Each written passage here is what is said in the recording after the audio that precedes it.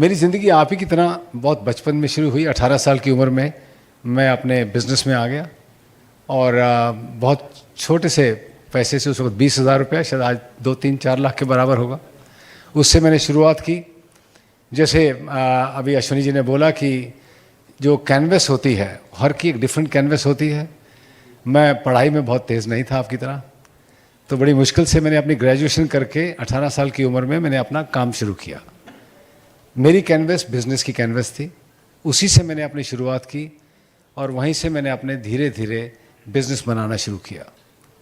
पर एक बड़ा क्लियर मेरे माइंड में एक विज़न था कि बिज़नेस तो करूँगा, पर बिज़नेस ऐसे करूँगा कि सिर्फ वेल्थ क्रिएशन नहीं होनी चाहिए, सिर्फ पैसा नहीं बनना चाहिए। It should not be merely a tool to make money, but it should be a tool to create an impact, a very deep impact in the society, and it must be a force for good.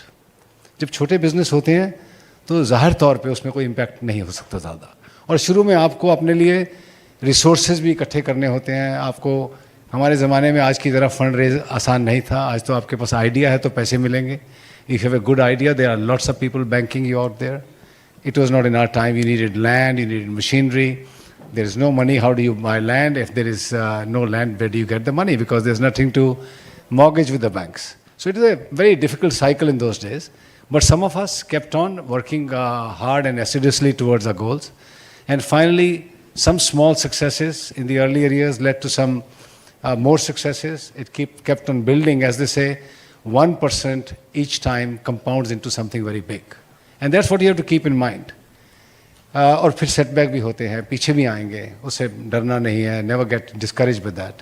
So there is always a proposition where you will move forward and then you will go and surge forward, and occasionally you will get a gust of wind behind you and you will take a big jump forward.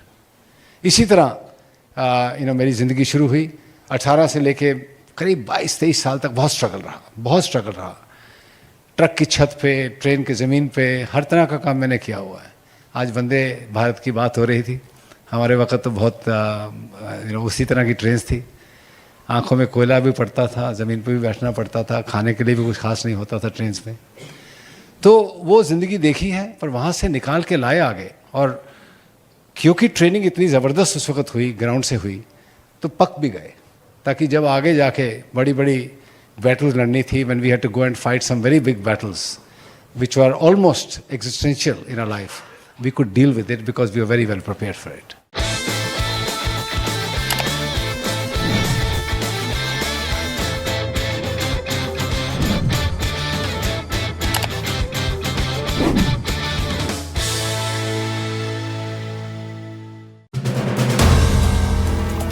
If you like the video, do like, comment, share and subscribe.